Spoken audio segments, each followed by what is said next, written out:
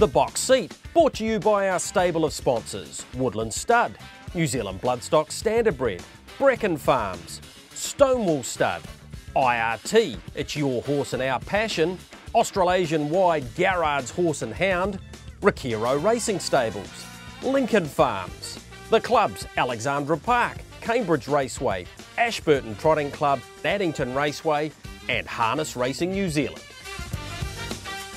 Box Seat is back for another week. Yes, Michael Guerin off the back of a rather successful New Zealand Bloodstock sales week last week. Actually, I just caught up with Cam Bray and he said, phone's been running hot. They're up to about 78, almost 80% he thinks we'll get to clearance rate, which is even more remarkable than what we were talking about last week. Yeah, look, staggeringly successful, Gregory, and I think people now are starting to realise that, you know, there's some good things happening in harness racing, and we're going to talk about some of those really shortly, because I sort of lost track of it, Greg, and I think many other people watching at home have too.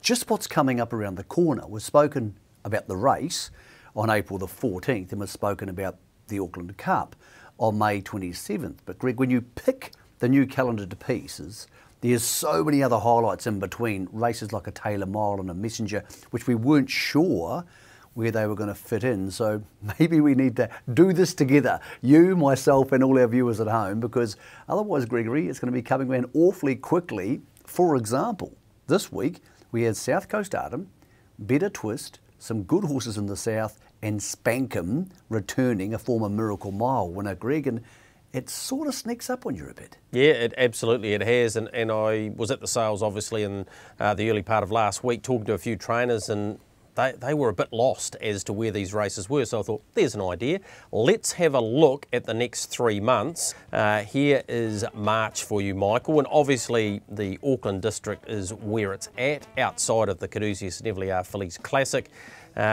We have Derby Prelude, Oaks Prelude, prior to that we have the Alabar Classic, and that all leads into what looks to be a rather large night there at Alexandra Park on the 25th. Yeah, it's going to be a ripper, Greg, looking forward to that. It's getting close to the sort of end of summer and into autumn. I know summer's officially finished by then, but you know, it'll still be a meeting held in good weather. Huge night for the young horses, which is really important, and a chance for Akuta and Franco Indy to redeem themselves. They'll race next Friday night, Friday week at Alexandra Park. So interesting factor there, Greg, is that's a big night. That's really cool. And there's some good open class racing coming on. We'll talk more about the open class horses in a different bunch later. But what is an issue here, and this is an issue that the industry needs some agreement on and some flexibility, is we have the Derby on the 25th, and that's good. And we have a prelude there, and it's highlighted, and people say we're going to hold it. But Harness Racing New Zealand's, and to a degree the TRB's attitude is, well, unless there's 5 horses in a field, or better 6, we don't want to hold these races. Well, I think you need to make exceptions in some cases, because at the moment what we have is a situation where people go, I'm terrified of Mark Purdon and Hayden Cullen and Akuta and Franco Indy. They don't need to be, they beat them last time. And then all of a sudden you have a Derby Prelude and you can it. And then one set of horses get to go to a nice easy race where they can race the rating 60s or 70s, and Akuta and Franco Indy have to go to an open class race. And I'm not sure, Gregory, that's not what flattened them for the Millions race. Now, I'm not trying to make anything easy for them, but if you're going to say to people, we have a Derby and an Oaks, and they're really important, and we have preludes, and you have to hold the preludes. Because even this year, if you take a bleeding nose financially, and let's not forget, turnover isn't just as important as whether the favourites would or not, because if they lose, the return to the industry is still really good. But if you don't hold those races, Greg, then people lose confidence in them and they start to mean nothing. If you hold them this year, and they might get 10 horses, I don't know. But if they only get 4 or 5 and you hold them, people next year will say, well, I'm going to aim for that race and I know they're going to hold this. But we can't have lead-up races to big races that don't get held. For example, thinking galloping last week, if they hadn't held the Avondale Guineas, well, the Derby market's a complete mess. So I think it's really important, and we've seen this with the lead up to the Cox Plate. We saw the Might and Power this year ran at Sandown with 5 horses, probably winner. I reckon we have to get totally away from thinking that all races have to have more than 5 starters, Greg, because that's not the case if they're leading into a big race. Once in a while, if it's only 20 or 30 grand, we've got to be able to cop a bleeding nose on this. Otherwise, trainers lose interest and they lose confidence, Greg, that the calendar is actually going to unfold. Yeah, and it's been a challenge. We only read in the media last week about Kevin Chapman and his frustration with beach ball and trying to get into the right race. Ironically, he came out and absolutely smashed him. We'll talk about that a little bit later on. Let's move from March now into April, and there's a split here, north and south. Some good racing at Addington, including a free-for-all there for 30,000, which leads into the Superstars Championship, which is no longer 4 and 5-year-old, which then leads into what used to be the Easter Cup, which is a Country Cup's championship. And I was talking to a couple of trainers today, Michael, about how good that is. Obviously the race is there on the 14th, so the best horses are away, but horses like the Falcon and Above and Beyond and the like, they can race for 160,000 in that first half of April, and you know, that's a great opportunity for them, and then things head north. Yeah, it's important for retention, Greg. They're the horses we tend to lose a lot of. We lose those 5 to 8 win horses because they get to open class too quickly, and people say there's no races for us. But these races are designed for them, so well done to Harness Racing New Zealand. They're giving those horses an opportunity, and if you couple those up with Kaikoura Cups trickling down to Invercargill, Southland Cup type races, then there's enough opportunities for those horses to be retained if in fact people want to retain them. So that's really important. Obviously the race is a big deal. They're racing 6 that night, and I think it's important that we make them 6 decent races, not just hack things around the race. We're going to have galloping people watching. It's a Thursday night. We're going to have people on track, smaller crowd than it'll be next year, and we want to give them an event and something exciting. So, you know, why not make them all 2,200 metre mobiles on? Just do something inventive with it, Greg. Then we very quickly get into the open class scene, which of course the Messenger and the Taylor Mile are no longer 4-year-old races or 4 and 5-year-old races. I think that's really good, Greg, because I don't think we have enough horses to make those competitive, and if we add Self Assured and South Coast Arden and Spankham, then you're adding real depth. What I don't see, Greg, is I think we're on a 2-week cycle there, and some of those are on a 1-week cycle. I think with the Cup and the Agua Caliente still to come on the next page, some of those fields again are going to be small. Some of them are going to be 6 or 7 or 8, Greg. And I think we have to be okay with that, because I don't think we can expect to hold 9 open class races in the north in basically 2 months and expect them all to get big fields, because some of these horses are going to miss some of these races.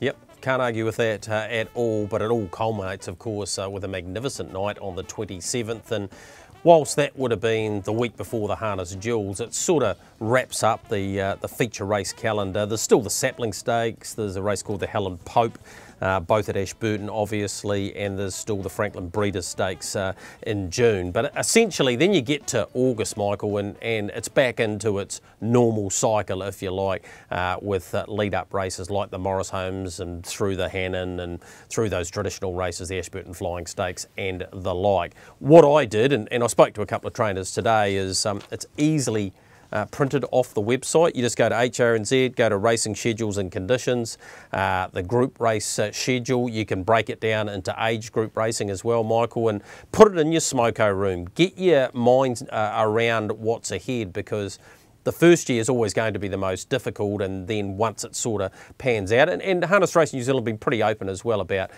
the ability to, if it doesn't work, shift it, move it around, and try and get this right. But yeah, I just thought it was important, Michael, that we have a decent discussion about it and try and put it into perspective of what's going to unfold, particularly over the next 3 months, because even people like us who have been doing this for quite a long time, it's a big, big change for a lot of different areas and a lot of different horses.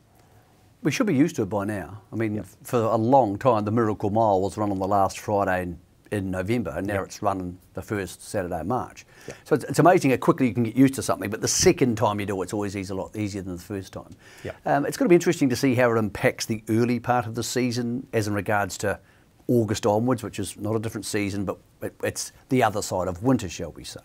Because May 27th is late. It's late in the season for open class horses. And if you put Self Assured and South Coast Arden and Spankham, add a few more, into May 27th, and they want to have a month off or even 6 weeks off, they're off for the whole of June, maybe early July. we've been very strong the last couple of years in the early open class races. I don't see that being the case next year, Greg, as in August, September. I think there'll be a little bit of a fall away because those horses will have been in top class racing, Nick, later into the autumn period. I'm trying to get used to my autumns and springs here rather than seasons. But that's also an opportunity. Again, you talk about those horses like the Falcon and those horses who are going to race in the Country Cups Championship. Well, if I'm their trainers, I'm targeting those races. I'm targeting August and September and October, early October, and I'm trying to get fit to try and beat those other horses. So, Greg, I think people need to work at what works for them. And agree, put it on the fridge, put it in the smoker room, work around it. But once we've done it once, it'll be a lot easier to work out the second time. I think the Country Cups Championship is a major winner. I think the big nights in Auckland will be major winners. Admittedly, we're struggling for crowds at the moment because of the pod sizes and even struggling for crowds full stop. So we're going to need to produce a fun event in May for the Auckland Cup if, in fact, we're out of the red lights by then, which confuses the whole thing a little bit more. I think it's a really strong calendar, Greg. Yep. I do think there's a lot of racing for the open class horses between mid-Feb and the end of May. One or two of those might be falling over, and then there'll be the criticisms, oh, it's too much, and people will get carried away, but guess what? There'll be another race the next week. Yep. I just think it's up to us to adapt to it. And for those trainers who don't have open class horses, sure, it's tempting to sell them. But I think there's enough money there, Greg, now to say a good horse, a Cranbourne type horse, who's a horse I love. There's no reason those horses can't win $100,000 a year, Greg. And then you say to yourself, well, I might get $200 for them if I sell them, but if we hold them for 2 years, is that okay? And that comes down to what the owners are trying to achieve and how many horses they have and lots of other things. So it's a really interesting time, Greg, and now it's up to the clubs to say, how are we going to promote these things? What's really interesting is at the back end of this year, which seems a long way away at the moment, we have that mega night or day coming up at Addington, and I think if we're going to do that, it needs to be done really well because Cup Week sucks so much money out of the Christchurch race going economy, and to be honest, so much oxygen.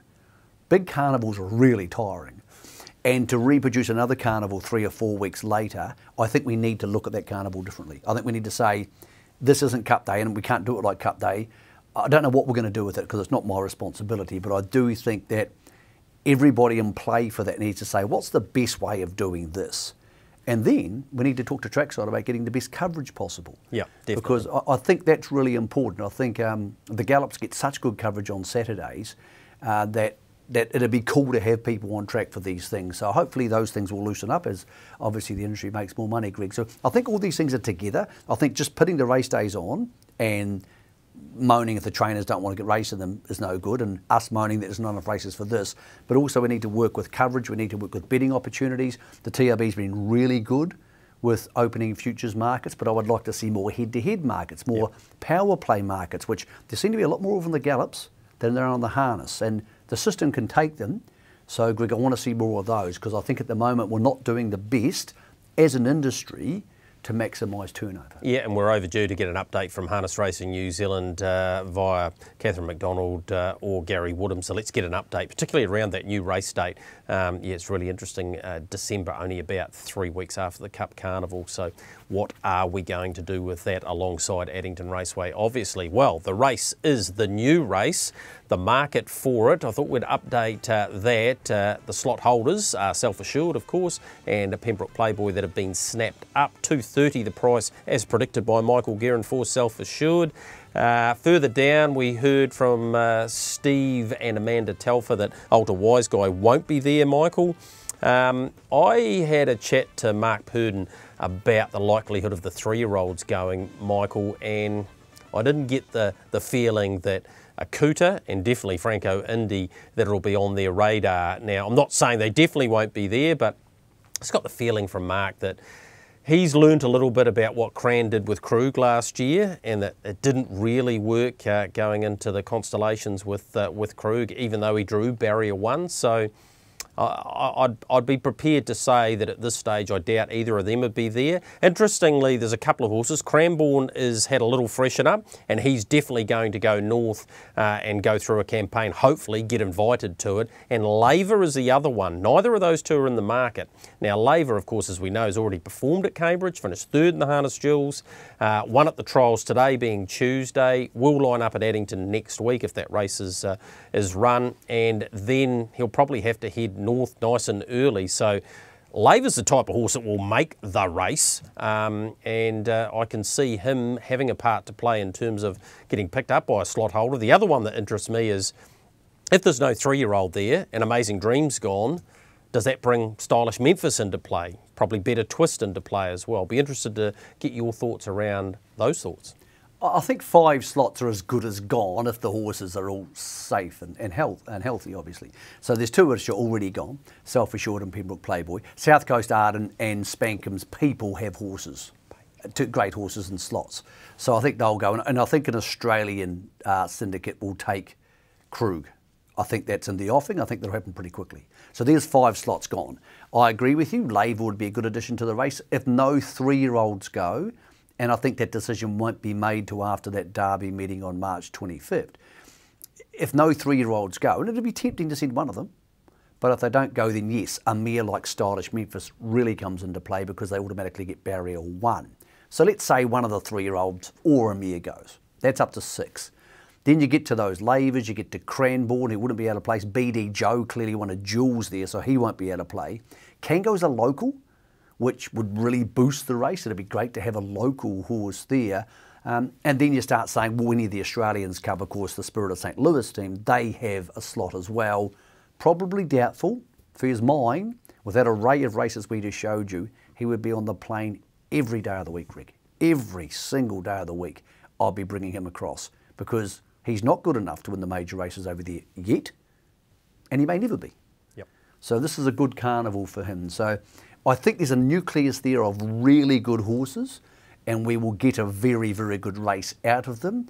And I think of the 5 or 6 other horses I mentioned there, 2 or 3 of them will be sure to get a slot, and then there might be a surprise horse somewhere. Classy Brigades people have a share in a syndicate. For example, he's a horse who might deserve one more crack at that before he retires. So interesting. This Saturday's going to be interesting, Greg. Ashburton. Yep. Spankum's return. Better Twist needs to step up and show us she is going to be an open class horse, or she might as well be retired. Yep. So I think there's lots of really interesting things in play. I would expect an announcement later this week or early next week on one of the big guns. As I said, I'm factoring Spankum and South Coast Arden as in the race, Yep.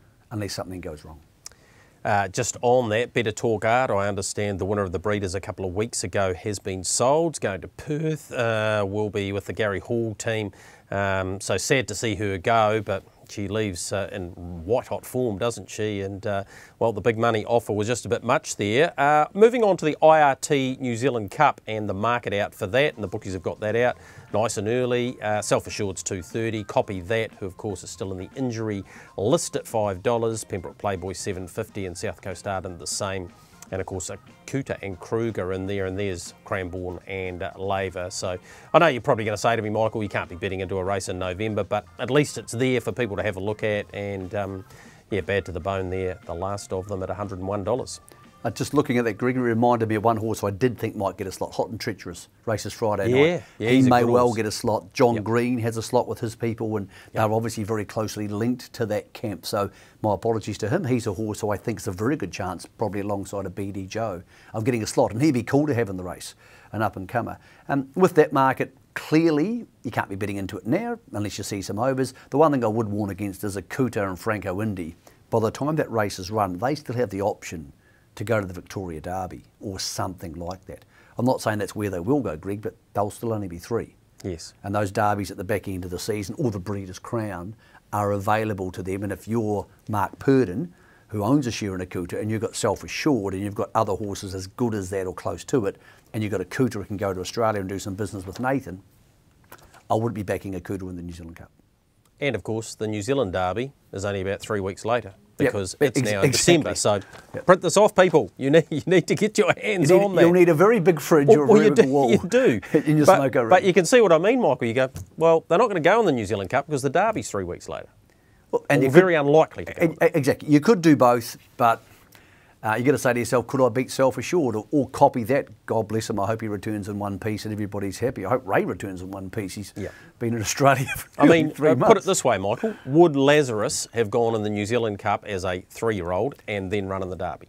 Well, with the timing, if the seasons were what they were now, yes, he would have been what he was, which was 4. He would have won by 10 lengths. Yeah. So it's still doable because the horses don't know what they're supposed to be called. Yeah.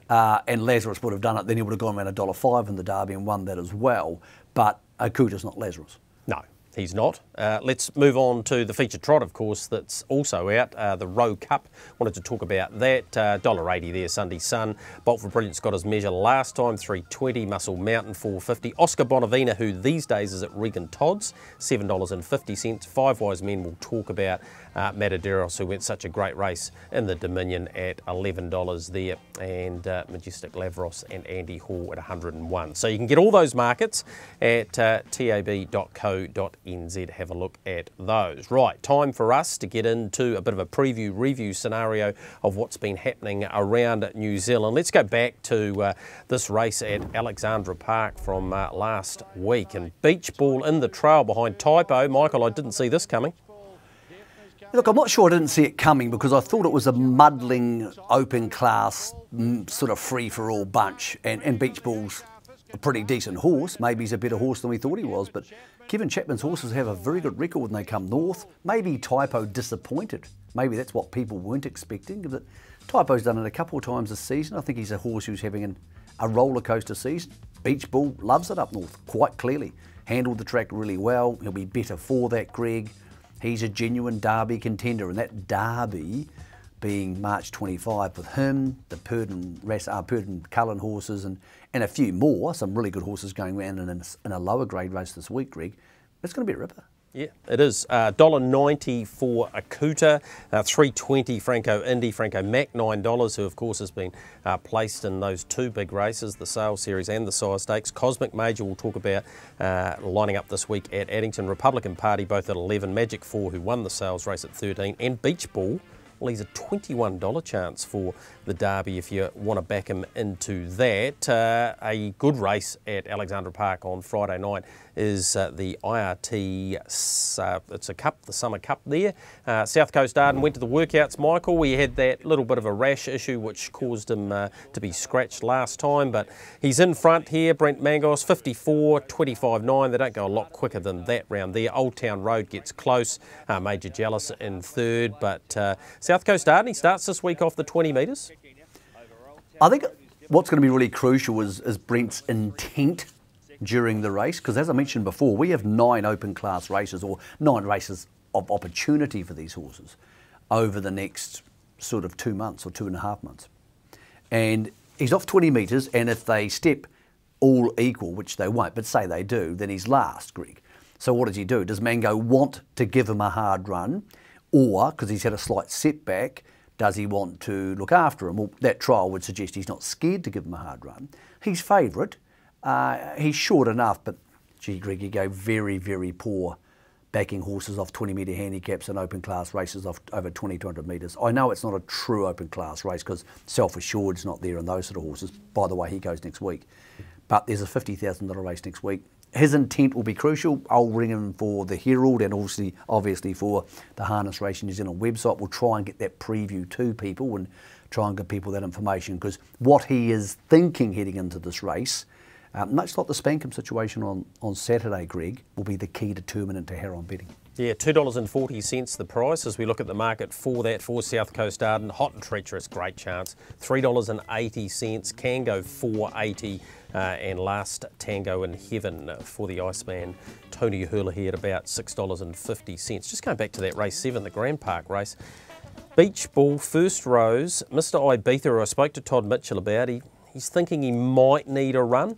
Blame it on the night he was scratched last week. Chimichurri, the Purdon Phelan team, Raven, Banner and Better Listen, Just a good race that, looking forward to it, as I am the trot race for the mares at Group 3 level. Let's have a look at Gold Chain.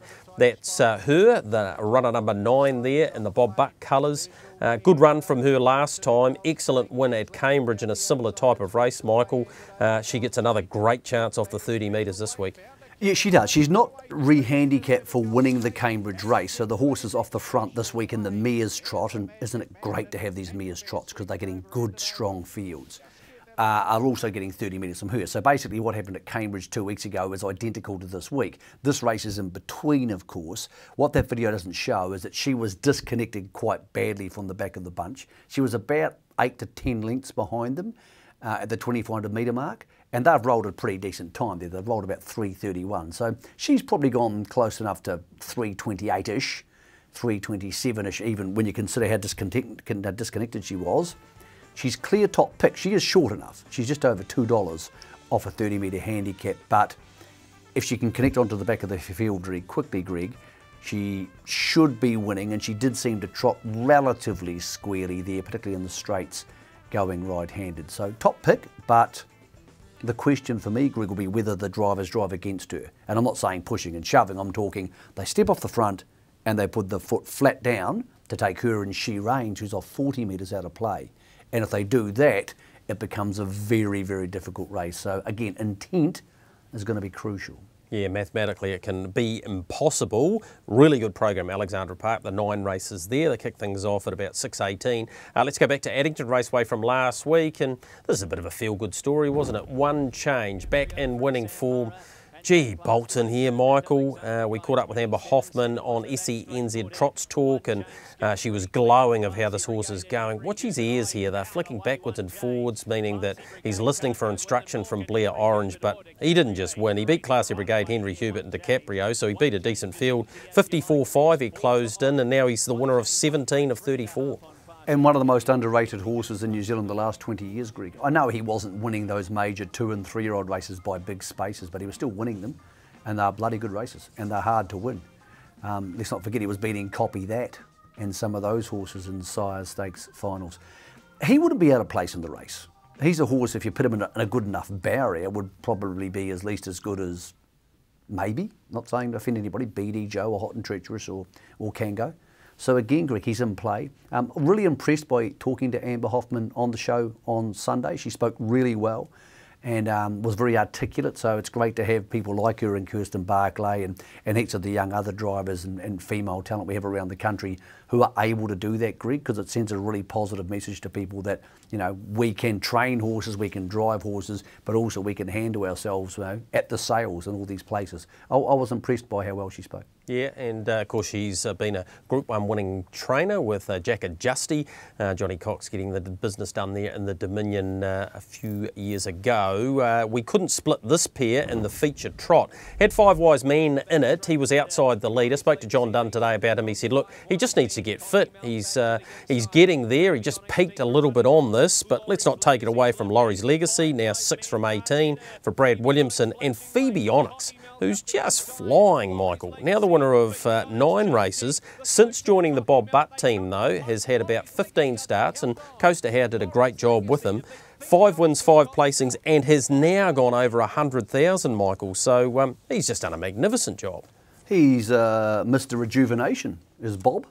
Now, obviously did something similar with Heavyweight Hero, and some horses suit the beach. It doesn't mean they weren't well trained before. They just suit the different type of surface, and particularly those horses who have been around a bit and had a few legs or hoof issues or maybe some soreness. So good on Bob. He's done a great job there. And yep, Brad Williamson's also done a good job with his horse, because I thought it was gone at the 200 metre mark, but it kept on fighting on. So, Greg, of all the things we're getting right in harness racing at the moment, there wasn't a particularly big field, but gee, the trotters have been outstanding in the last couple of years. We've really struggled for numbers, and we've struggled for good competitive racing in the pacing races sometimes, and the dominations sometimes annoy people.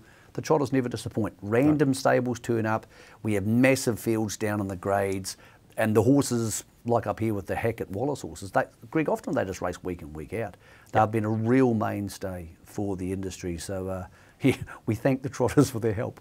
Yep, they've certainly been helping us out quite a lot. Interested this week on Thursday night at Addington too. First starter I think for Sky Major. I haven't seen any of them go around, Michael. Clouding over for Terry Shamil goes around in the 2-year-old fillies race, so looking forward to seeing that. As I am, the return of Cosmic Major takes on Smithy's Terror, who was excellent here behind Cranbourne. This should be a really good race, Michael. A form line behind Cranbourne, I would have thought, because he came out and won again at his next start, would be an excellent one this week. But he's got Cosmic Major in there, Mark Purdon and Hayden Cullen. Blair Orange will do the steering. Yeah, interesting horse, Cosmic Major, because the last season, he was good enough to run with Akuta. I think he actually beat him one night. And, Akuta would be hot favourite for this type of race. So he had that little setback, whether being off the scene for a long time, Greg, he's going to need the racing to come back and just hone that stomach out and get rid of some of that belly fat. I'm not quite sure. So I'll give Mark a ring, see if I can find out what they're thinking with a horse like him. But he's also in the Derby market. Whether he catches up quickly enough to those horses, well, I suppose, Greg, after what happened 2 weeks ago, they're not as scary as they were 3 weeks ago. Yeah, he had a couple of trials, and his last one was hard held in behind them, Johnny Cox doing the steering, so I think he's come back pretty well. Let's go to Ashburton on Saturday and have a look at this Legends Mile that they have. It does include Spankham, who trialled up nicely, albeit against lesser opposition. He gets past Paraki Reactor here, and you'd expect him to do that, home in 56 and 28-1. It's just great to have him back at the track, Michael. He hasn't raced since July last year. He is a bona fide Grand Circuit horse, and I'm looking forward to seeing him this week, although you'd imagine he'd need a run. He takes on One Change, Classy Brigade, Pembroke Playboy and Better Twist, so it's not going to be easy for him. No, it's not, especially from the outside barrier draw. You're drawing barrier 1 on Spankham, you just lead and go as slow as you can and try to win. Barrier 6 or 7 makes it a lot trickier, because these hardened horses will drive against him. They'll try and go as hard as they can, and he doesn't want to be burning early doors because next week he's on a float to Auckland. So I'm not saying he can't win, because I love Spankham. He won a Miracle Mile, which is one of my favourite races, and Greg, it's 3 years ago since he won the Miracle Mile. He went 147 and change 3 years ago. Yeah, I know. God, that's happened quick. Although we have spent half that in lockdown. It's good to have him back. And again, crucial factor, intent. What are they thinking? What are they going to try and do here? Because he has a lot of races coming up for a lot more money very shortly. So I won't be backing him unless when I speak to Mark, he says I'm going to send him and expect to be in front, which I don't think that's what I'm going to hear. As I said, Greg, we'll try and get that information to people in Harness Racing New Zealand, because we're really lucky. The main website has a preview every day for a race meeting. Every time we have a harness racing meeting in this country, Dave and his team and Emily and Everard, who get it all together, along with, of course, Johnny and Josh, make sure that every meeting's covered. And that, Greg, that doesn't happen anywhere else in the world. No, so it's great people should be really happy with that, because a horse like Spankham, all I want to hear is what Mark Purdon's thinking. Nothing else bothers me. Once I hear that, that's when I start making my decisions. Making my decision before that, I did speak to Mark today very briefly. I won't be backing him this week, Greg, because I think the draw gives him the opportunity to drive them in. All right, he's got plenty ahead of him, as we well know. Right, we've got plenty ahead too for you, including a review and preview of what's happening across the Tasman, because things are really hotting up there at Menangle. As we go to a break, a bit of a milestone was achieved on Sunday at Gore. It was by Kirsten Barclay. She joined the 300 win club. Congratulations to her. Still rocking the horse that won for Ricky Gutzel. He got a double on the day with Insacha Twist as well. And yeah, well done to Kirsten. No mean feat getting to 300 wins. We know her so well from horses like You May Collect and Watch Me Now, but here she is winning on Still Rockin'. Still Rockin' just in front, Still Rockin' to win, Still Rockin' to beat Sherwood, Maggie and Art Profile third.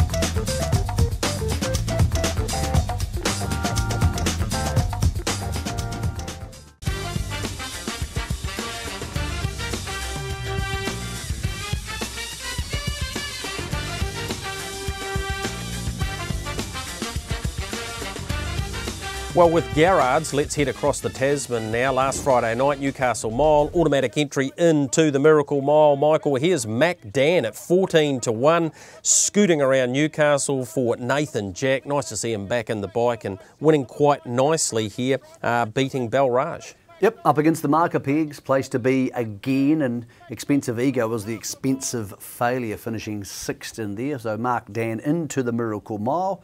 Yep, Nathan Jack's been a long time on the sidelines, a very expensive time on the sidelines, but this horse into the Miracle Mile, which of course is this Saturday week. So he was first in, Greg. Then we also had the Chariots of Fire coming in on Saturday night, where we saw the horse who's second into the Miracle Mile, but not before they had gone a wicked 24.4 seconds for the first 400 metres. Some people say fastest in the world. Impossible to work out because they have different ways of recording things in the US because they have quarter miles. But there's Krug punching up, trying to stay handy. As it turned out, those at the front end of the field having no luck later because they simply went too fast. The colours you're looking for here, well, there's two sets. Outside the leader, the yellow and the blue and the white. That is Bondi Lockdown for Aaron Dunn. He has been enormous in 147.6, deserves to win, but then here comes Greg Sugars. Greg Sugars goes, oh, I was just sitting back watching this was funny, and Better Eclipse just goes straight past them. So Better Eclipse gets the Chariots of Fire for 250 grand, 147.6, he is into the Miracle Mile. Greg, Bondi Lockdown will be there too. Bondi Lockdown will be in the Miracle Mile. So it doesn't matter what happens this week, unless King of Swing and Expensive Ego run third in their preludes, and they almost forced to put them in. So what happens is this. The winner of this goes in, as does the winner at Newcastle. That leaves 6 spots. The first 2 home in the 2 preludes this Saturday night also get them 6 spots gone. There's 2 left. Unless Expensive Ego or King of Swing don't finish in the top 3 this week, and they want King of Swing there because he's going for his 3rd Miracle Mile, so he'll get invited, Greg, unless one of his legs falls off. Then they leave a space for Bondi Lockdown. And I think Bondi Lockdown goes in the race and probably starts second favourite if he gets a good draw. He just emerged, Greg. I could only liken his performance to Tiger Tara when he finished second behind the fixer in the Cup, and Sohai Tribeca went an enormous race, I'm pretty sure, in a Miracle Mile too, sitting part. That was just a huge, huge run from him. Spoke to Crandell Getty today about Krug. Bit of a dilemma there because now he couldn't back him up this week after that very tough run last week, so therefore he won't get invited to the Miracle Mile. He probably, Michael, won't get in the Bohemian Crystal, which I think happened to maybe Smolder a few years ago, because preference is given to horses that line up in the Swept Sprint and the Allied Express Sprint and the Newcastle Mile. So there might be a $25,000 type free-for-all race for him on Miracle Mile night. Otherwise, he's coming home. He's making his way back here, and tail between his legs. That early burn took its toll, and, well, at the end of the day, he hasn't had the successful trip that they were hoping for. No, he hasn't. And he's a funny horse because while he's run very well on the speed in New Zealand, no more so than in the Northern Derby when he was totally out of control, he actually doesn't have the naturally high gate speed to be a perfect horse for Australia. He has to work early in his races to blaze across them over there where they go so quick, Greg. And as you saw there, if you get involved in those fights, it burns. I think he'll be a better horse for the experience. Most horses who go to Menangle come home better horses. It makes them better. And I think it's going to make him a better chance in the race. He'll have a slot in the race. Yep. There'll be a slot for him. I'm pretty sure that deal's being done. So he'll have a slot in the race, and now he's learnt to run the gate that hard, and there's not as many horses in New Zealand who can do that, then that's a big weapon for him. I would bring him home, forget about it, get him home now, give him a week, and then, hey, there's all those races we just showed you. Yep. You don't need to be going around for 25k and getting another headache. It may not have been a very successful trip for him, Greg, but it will help him for the next 2 years. Yep, no argument there at all. So the preludes this week, you're thinking King of Swing maybe in one of them. Obviously, we need to see a bit of a bounce back for horses like Bonsell Benjamin, the winner of the Inter Dominion. There's a few that really need to put their hands up this week, aren't there? I had a real talk to a lot of the Sydney trainers this week about what's going on, and they said the Inter Dominions just exhausted them because of the travel, but also it was hard. It's just hard. It's hard racing, and there was a lot of hard racing at the Interdoms. There weren't easy heats. And they said there's a lot of tired horses around. Now, Belinda and Luke McCarthy just put their horses away and started again. And so King of Swing was really good in the Hunter Cup. Bonsell Benjamin did the same thing, but once he lost the early burn last week, he was in trouble. But those horses who tried to tack it on a little bit more, Greg, they're tired. Yep. And I think they're trying to get to a Miracle Mile. A Miracle Mile they probably can't win, because if King of Swing's there and Mark Dan's got some gate speed and he's there and Bondi Lockdown's there, then those horses just below the top are going to struggle to win it. And that maybe includes Expensive Ego, because he doesn't have that naturally high gate speed yet.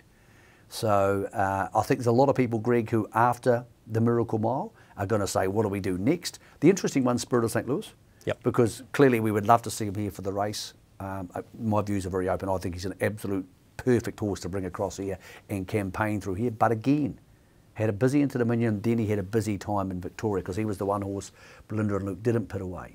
So maybe he's starting to feel it. I think it's going to be an interesting next 2 weeks. The track's very fast at Menangle, Greg. There's going to be some really sizzling times, and we're going to see a horse like Stylish Memphis from Barrier 1 this week, who's going to have to do the same thing. She doesn't usually burn. No. She's in the Ladyship Mile, which has been renamed the Jubilee Mile for the Queen. Yeah. I hope she's watching. And again, that's not her cup of tea, but she's got to learn to drink a different cup of tea this week, because you can't give Barrier 1 away at Menangle. It's not Stylish Memphis's cup of tea, and it's probably not the Queen's either, but anyway, no. we'll get involved in that. Like a Wildfire takes on Spirit of St. Louis, and still owned by Stephen and Phillips, so good luck to them. Got a nice barrier draw too, should start from the 1. The 2 heats for the fillies going around in the Oaks. We had Kiwi Success, we didn't have a lot on the night. Mora Vita bolts in here, Michael, and then we'll get to the Madrid heat, where Just Remember finished 5th, and I spoke to Crandell Getty about that, as we see a Moravita just dash away here and just destroy them. Yes, the time was slower than the second heat, but they don't win like this too often, do they? Home in 26. No, well, Cam Hart, who's just absolutely flying in New South Wales, drove both these horses. And I spoke to him on Monday, and he said, I'm sticking with Madrid, and I'm confident she's the one to beat. That was before the draw. Here's Madrid. Now, she's the little girl. She's grown up a little bit with her spell over the Christmas period. Now, she's come back here. She's a speedster. Some people didn't think she would cop the 2400. I wasn't sure. I wasn't sure she would do it, but she handled it beautifully. She was getting tired on the line. I think Amore Vita's probably a better natural stayer and a natural fit for this race, but Madrid's drawn inside her and is very, very quick off the gate. So Cam has chosen to drive her, and he said, when I put it to him on radio, what do you think? He said, no, I'm confident I'm on the right horse. And that was before the draw.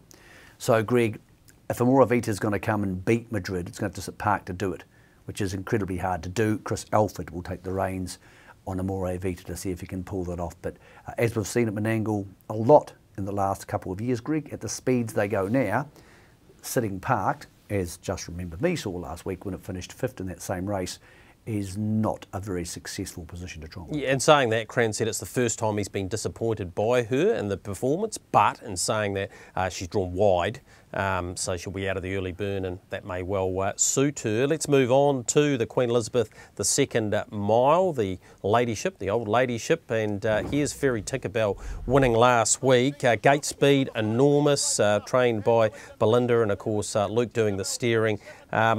She'll come off the gate humming again. I spoke to Mark Jones about Stylish Memphis. He said she gets out good, but gee, it's going to be hard to hold. Wainui Creek, who's still owned here in New Zealand. The Honey Queen's in there as well. Spellbound's in there too.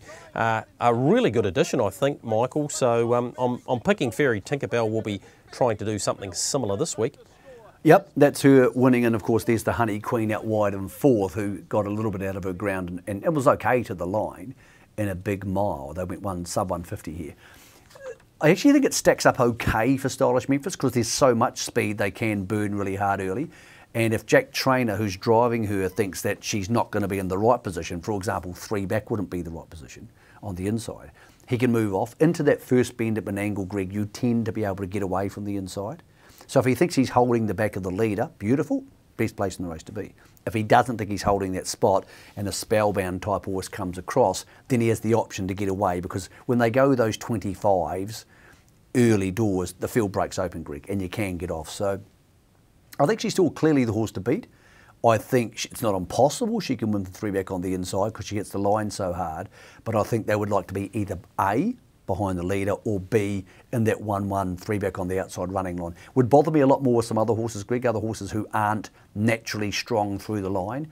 But at Menangle, she's just been a killing machine hitting the line, so she's still clear top pick. Yeah, she gets her chance to go back-to-back in that race and potentially go on to the Miracle Mile. There's 3 Derby heats in the Pink Bonnet as well. Have you got one selection in the Derby without going through the 3 heats? What's the best chance, do you think? It's a really strange series, the New South Wales Derby, every year. Major Perry's there, Michael. Yeah, he is. And Yep. Barry and Katrina have been sending horses over to the Fitzpatrick team, and they've been doing really good jobs with them. Son of Patrick was okay last week in an open class trot. He'll cop the 2400 better than most, Greg, but when you go there, and I've been to probably 10 this night 10 times, you see horses just absolutely drop out because they're so used to doing what the Australians do, and usually the Victoria Derby comes first, so they've had a little bit of 2,200 metre and 40 experience, but none of these horses have. They're just going to turn up in races and have to race over 2,400 metres, Greg, and they don't slow down. That's the problem. They drive them the same speed. They just drop out. It's incredible how often horses go there, Greg, and you think they'll cop it, and they just don't cop it at all. What I will tell you is this. The horses who win the heats, one of them will win the final. Because, Greg, the ones who cop it, and the ones who don't just drop out and finish 100 metres last and go home. Yep, great night there. Saturday night to go alongside what we've got domestically this week. Certainly worth tuning into trackside for that. We're about to take a short break here. On the other side, got an opportunity a couple of weeks ago to catch up with Sarah O'Reilly. Always a good bit of humour. It's well worth a look. Make sure you stay tuned for that. And then we'll wrap things up on your box seat.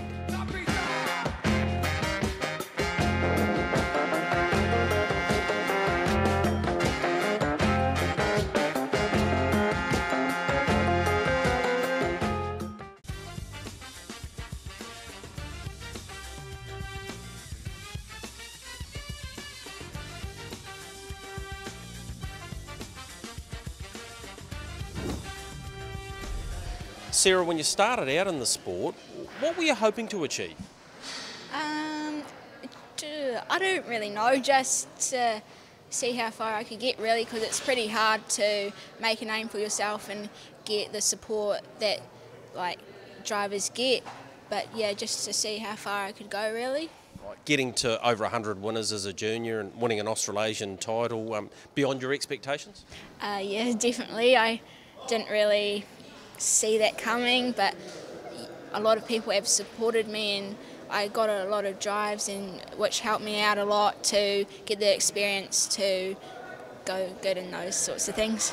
You're at Kentuckiana. They've got a lot of very good horse flesh there, but you've got one favourite that's not too far away from the racetrack again. Yeah, Sugar Me, he's back from Australia. He's had a spell, now he's just working back up again, and he seems to be well in himself, so hopefully he can be in for a good season. Sarah, you had a bit of a health scare with your appendix not that long ago. That sidelined you for a wee bit, but you've come back bigger and stronger probably than ever. Yeah, that was a bit of a shame, like timing-wise, because it was over Cup week. I had a few drives on Cup day, but there's always next year for that sort of thing. But yeah, it was probably the worst pain I've ever had in my life, and went to hospital and all that, but recovered well, and here we are. The grit track or the grass track? What's the favourite? I quite like the grass tracks. Why is that more? I don't know. I don't know, maybe travelling to them, it's always quite a nice day out on a Sunday, but just always like them. I think it gives most horses a good show, and yet just, yeah. You don't mind driving a long odds winner too? There's been a few, hasn't there? Yeah, there has been. Just Michael, and I think Huckabee's always paid a decent sort of a price, and a couple of others as well. So the punters quite like long shot, Sarah. Yeah, I would assume so. They would make a lot. What about going forward? Before we talk about the future, what about this dad of yours? Now, I thought he was a farmer, but it's hard to farm on just 10 acres, and I think he only has about half a dozen in work. So does Mum bring in all the money? Yeah, well, she's a phlebotomist, so obviously that brings in a bit of dough, but Dad chips away and he loves his job, I guess, so he just gets up at 4:30 every morning, goes about his day, but... 4:30 when he's only got 6 in work? Yeah, get them done. To do what? farm. Does he watch any television? Is he sort of a sit down at lunchtime man? Yeah, he watches Emmerdale, and I quite like that program too. Can you fit that into your busy day at Kentucky? No, I don't really watch it anymore, but it's quite interesting when you get back into it. But yeah, he likes that show at lunchtime with a cup of tea. All right, we better stop there on Jared. Hey, going forward, I know you'll be looking forward to Sugar Me getting back to the track. Can you convince that Crandell-Getty to leave you on? Yeah. Yeah. How are you going to do that? Just work. Yeah. All right. Hey, thanks for stopping by and having a chat to us, Sarah, and all the best. No problem. Thanks.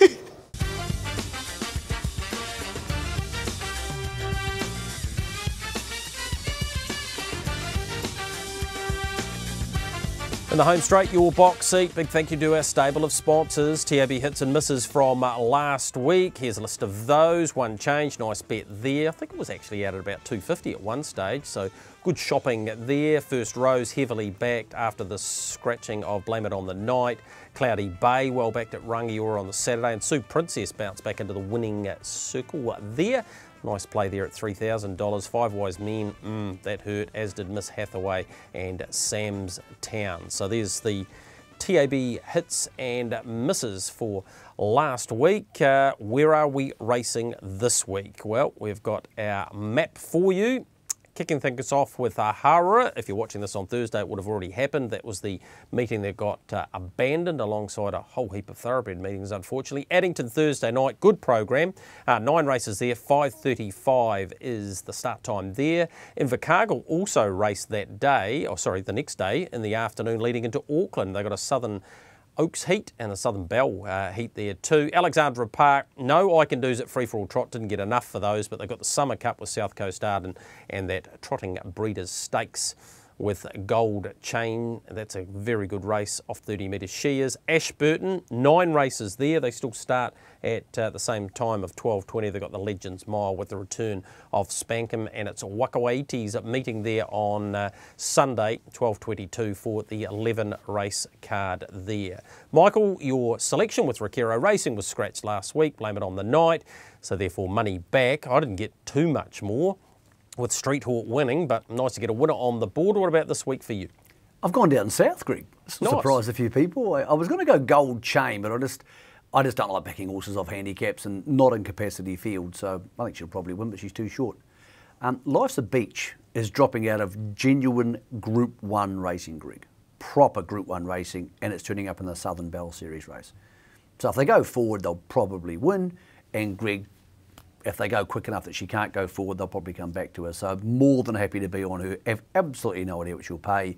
But as you and I both know, when they fall out of Group 1s to this type of level, the barrier draw just gets you a few more percentage points on the dividend. Yeah, it certainly does, darling me, in that same category there.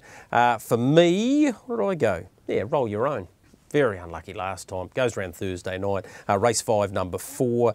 Got a selection from Jason Broad. Artie's Express looking to stay unbeaten for the Stonewall team. Goes round at Invercargill on that same meeting round there on Friday. He was trying to find one for us at Oamaru, Ariella, but the fields just weren't quite out. So there are the selections there with our good friends from Rakiro. Michael, so much to take in there, heaps of information, both sides of the Tasman, and therefore a lot more next week to review and then start building a little bit more towards this race that's coming up out of Cambridge. Yeah, and David Branch came on the radio the other day and told us that they're accepting the fact it's going to be red light and therefore pods of people. So look, the race isn't going to be the biggest and baddest thing that's ever happened in harness racing in this country first year around. It's going to be good, but we may not get the Aussies and we may have a smaller crowd because guess what, we're in the middle of a pandemic. But I think we're heading the right way, Greg. And the field we just talked about today, if you put the best 10 of those 15 horses we mentioned in the race, Greg, it's going to be a lot of fun. So something to look forward to. And yeah, I'm glad people are getting their heads around the calendar. One thing with the calendar, if you go to hrnz.co.nz, Greg, as you pointed out to me, you can print off the calendar we showed you, but an open class bunch or 3-year-olds or 2-year-olds. So if you've got a good horse at that level and you want to actually just see what's available for your horse, you can put a filter across it to find out what that is. Really good service, really big changes, And Greg, it's up to us to embrace them now, because there's no point people saying, well, I didn't know that was happening. They've been on the website for a while. Go there and find out what's available to you. Yep, that's certainly the best advice you could get this week if you've got yourself a decent horse, which, as we know, we're all searching for. Michael, that wraps up the show for this week. On behalf of Michael Guerin and myself and our stable of sponsors, thanks for joining us, and we will see you in 7 days' time.